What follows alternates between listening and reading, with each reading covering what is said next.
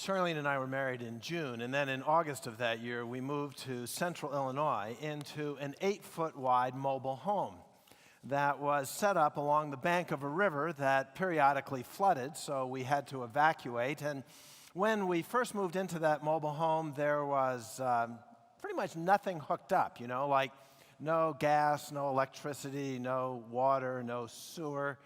That meant that we had to go to the bathroom at a gas station about a mile down the road.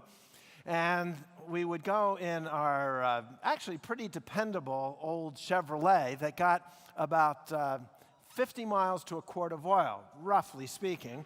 And as long as we stopped every 50 miles and put a quart of oil in, it was really pretty good. When we first moved there, neither one of us had jobs, and that was a cause for stress. And we started applying, and Charlene actually got a job right away as the copy editor of a local daily newspaper for that city. And I applied a lot of places, and for whatever reasons, didn't get hired. I remember visiting a large church in the city where the pastor, in a prayer, thanked God that we all had jobs. And I didn't have a job. And it was the only thing that I could remember about that church service. Well, I found out that there was an opening at minimum wage in the service department of the dealership that owned the mobile home court where we live. So I applied and got a job that I knew nothing about and had no tools to perform. It was a hard job. My boss's name was Jim, and the first assignment he gave to me was digging ditches and laying sod in September in central Illinois when it was terribly hot in order to set up a new sales lot. And it was a back-breaking, exhausting job. After that was finished, I was moved onto a team that delivered and installed mobile homes throughout central Illinois. And I was on a very steep learning curve. So I learned about hydraulic jacking and leveling. I learned how to do plumbing and electrical work. I bought tools to do sheet metal repair, cutting and putting in roofs and siding. I learned about electricity and plumbing, but also about heating and air conditioning, installing air conditioners and repairing furnaces. But even though I learned a lot, I still was at the low end of the totem pole in the service department of that company. So that when winter came, my assignment was to thaw frozen sewer pipes under mobile homes. And, well, you get under the mobile home with a blowtorch. I'm not going to describe it, just think about it. And my coworkers were actually a mixed lot. Some were skilled, others were absolutely incompetent. Some were decent, others were difficult. Profanity and obscenity was part of virtually every sentence by the large majority of those with whom I worked. And pornography was regularly posted on the wall of the service department office. The company Christmas parties were wild and were drunken. My boss, Jim, was the brother-in-law of the owner. He was a decent man who treated me pretty well. He was not a believer. So I tried. I tried to live a Christian life and speak a Christian witness to him in the midst of daily work, and we had a lot of contact with each other. But in the years that I worked in that service department, I honestly could never see that my Christian faith or witness made any noticeable difference. We moved away and pretty much lost contact with most of those people. Although in more recent years, it was reestablished with Jim, and we corresponded, we talked to each other on the telephone. I think back, and I wonder, what was the rating of this minimum wage job that I had? I doubt that the IRS even has a classification for minimum wage mobile home repair people. It didn't generate a lot of respect in the community, didn't even generate a lot of respect in the mobile home court. And so I wondered what I was doing there. I wondered if my job was important. I wondered if I was important. After all, jobs seem to be important to God. When you page through the Bible, you frequently find that God identifies people with their job description. In the very beginning of the Bible, you see that Cain was a farmer and Abel was a shepherd. At the end of Genesis, there's the story of Joseph, who was a slave and a prisoner and then eventually became the prime minister of the Egyptian empire. You page on through the Old Testament and meet Aaron, who was a priest, Rahab, a prostitute, Solomon, a king, Esther, a queen. Nehemiah was the cupbearer to a pagan king, Ezra, a scribe, Daniel, a government worker. Matthew was a tax collector, Luke was a physician. Peter, Andrew, James, John were all fishermen. Jesus was a carpenter and later a rabbi. Pilate was a governor. Cornelius was a soldier. Lydia was a textile merchant. Paul was a tent maker. In fact, virtually every major character in the Bible is identified by profession, many of the minor characters as well. If you read the entire Bible, you'll find many instances where all we have is the name and the job, and we know absolutely nothing else about that person. All of which is to say that God must consider job description to be important. Not all important, but certainly important, and not just now and here, but forever in eternity. The last book of the Bible, the last chapter, Revelation 22, starts out by saying that we as Christians forever in heaven will be servants of God. That is, that we will do what servants do, and that is get assignments and have tasks to accomplish. That we will reign with Him. We will be in government positions in the management of the universe. So as we have jobs and job descriptions here now on earth, we will have jobs and job descriptions there in heaven forever.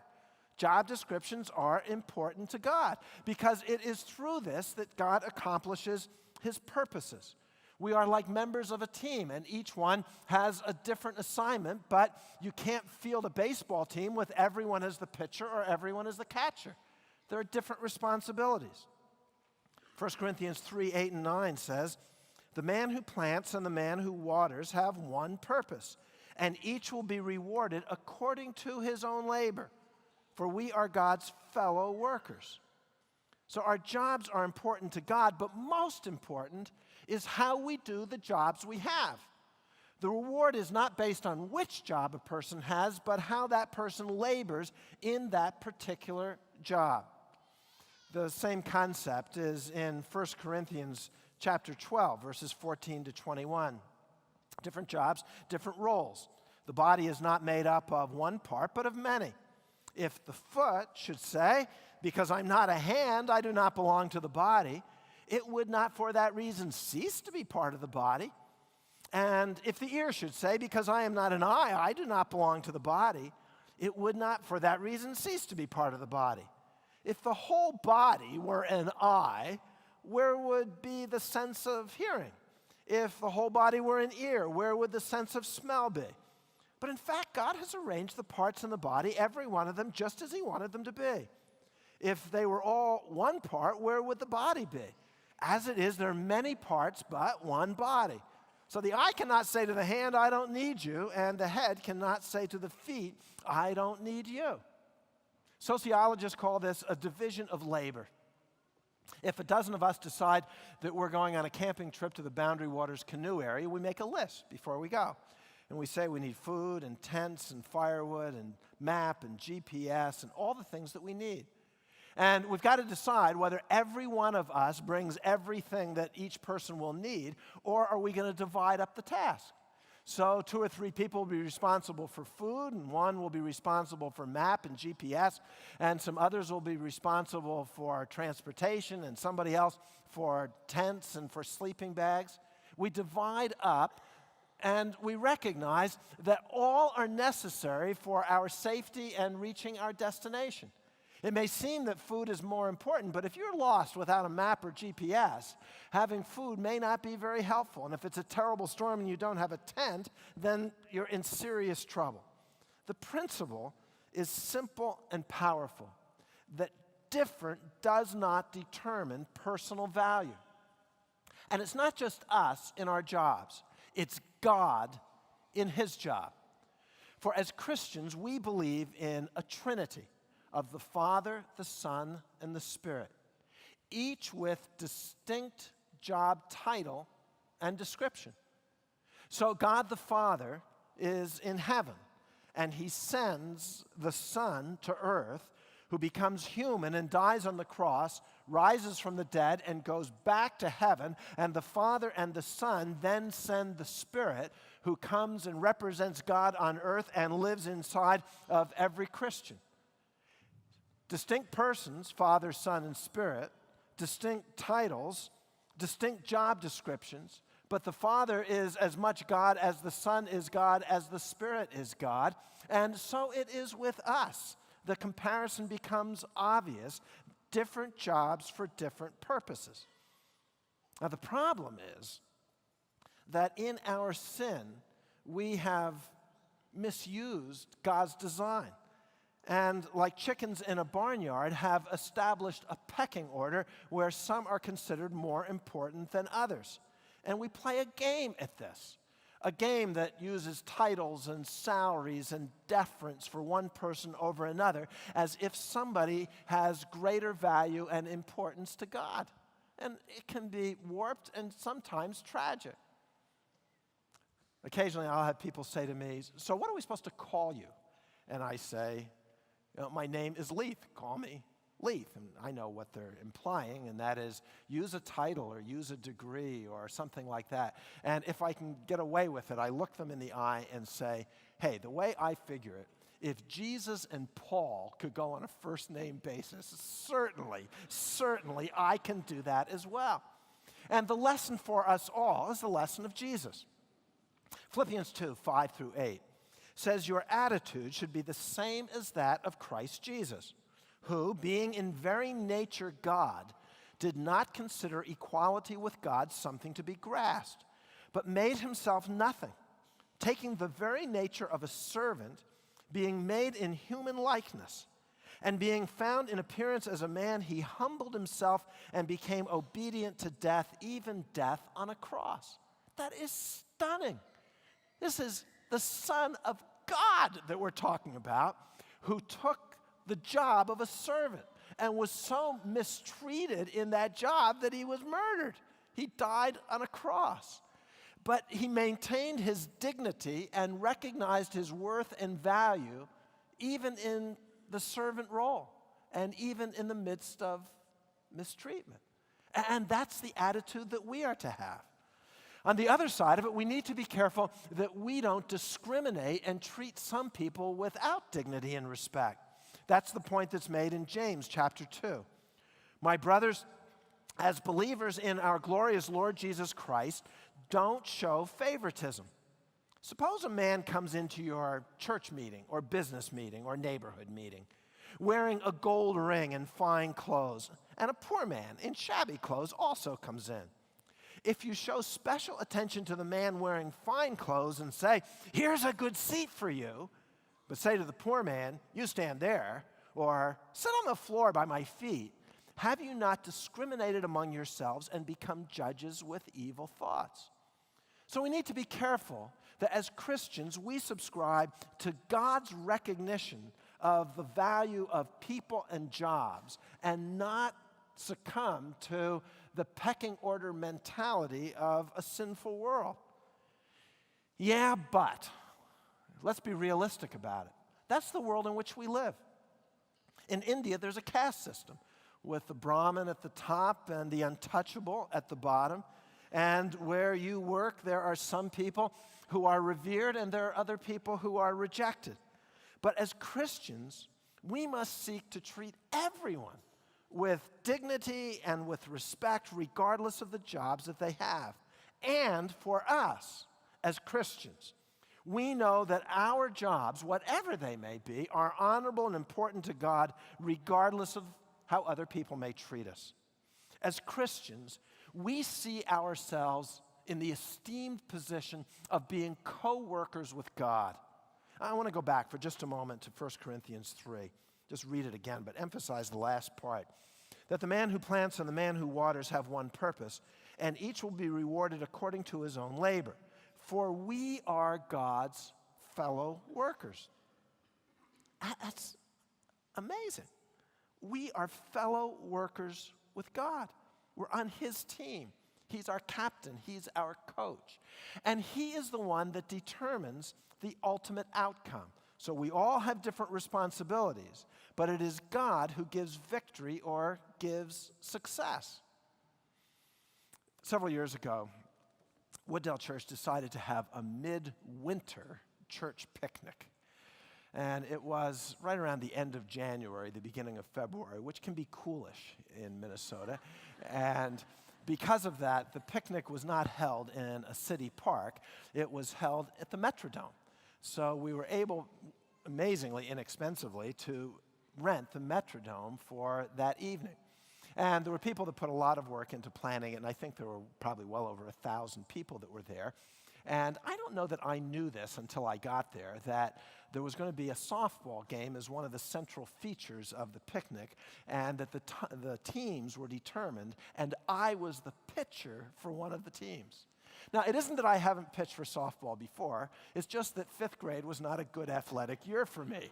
And nobody ever picked me for that position again. And the Metrodome has relatively high pitching standards, at least as far as I'm concerned. But I did the very, very best I could. You know, I aimed for home plate, tried to avoid first and third when I pitched. I tried to throw it as hard as I could, up to 10, 12 miles per hour. I tried to get it over home plate, not hit anybody. And there are a lot of people watching. Family and friends and church and people that are important to me. So I really wanted to look as good as I could look. And we won. We won. Not mostly because of me, but we won. And the reason we won was that when the teams were set up, it seems that in addition to me as the pitcher, that there were a number of major league professional athletes who were also assigned to my team. And they were good. They were really good. They compensated in marvelous ways. Now, at the end of the day, I went home as a victor, but I fully recognized it wasn't mostly because of me. And in comparison to our work, it is the same thing. People are looking, family and friends and coworkers, of course we want to do a good job. God is looking. We want to put in the very best effort we possibly can, but we recognize deep within our hearts that the ultimate victory is because God is on our team and He's good. He's very good at what He does, and He is the one who accomplishes His purposes and gives to us that victory. It's because of Him and not because of us. So how does all this add up? Well, whatever your job, consider your job to be your current assignment from God. And in it, work hard and work well and have a good attitude in the job that you do. And know that you and your job are important to God, that He values you and the work that you do.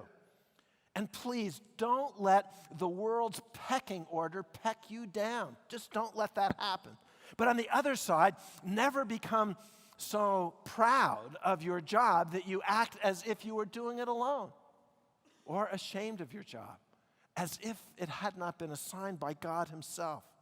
Find your worth in your relationship to God and the honor of serving on His team, and trust Him for the final outcome. I started by telling you about my years as a mobile home repairman. It was a long time ago. But something surprising happened this past Tuesday. In our home mail, Charlene and I received a letter, a longhand letter, from a woman that we have never met.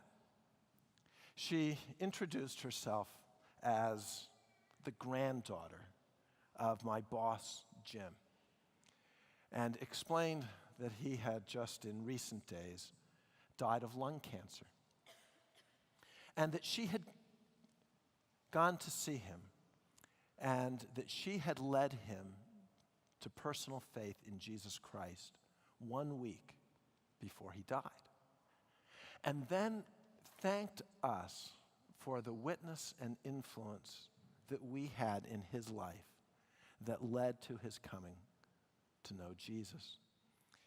And explained that after he died, she had gone through his belongings and found that he had saved the letters that I had written to him. And it was from those letters that she found out our address. So here's the question. Was my minimum wage job with Deluxe Mobile Homes in Peoria, Illinois, important to God? I would say it was very important. I would say it was more important than anything else that I could have done. I would say it may be one of the most important jobs that I have had in my entire life. You may be rich or poor, famous or unknown. You may be very powerful or completely powerless. Maybe you're the boss. Maybe you're nobody. Maybe you're the president and CEO of the company. Or maybe you're a minimum wage ditch digger and sod layer. Whatever your job, count it as highest importance because God does, and so should you. God, we address you not only as our Father, but as our boss, and amazingly, as our co-worker. How can that be? It is wonderful, stunning, marvelous. Help us, God, to walk humbly with you, maintaining an attitude like that of Jesus himself. Bless each of us in the work that you have assigned us to do. May we impress you and impress others. May we delight in the value that you have assigned to us, but may we also trust you for the outcome. Thank you, boss. In Jesus' name, amen.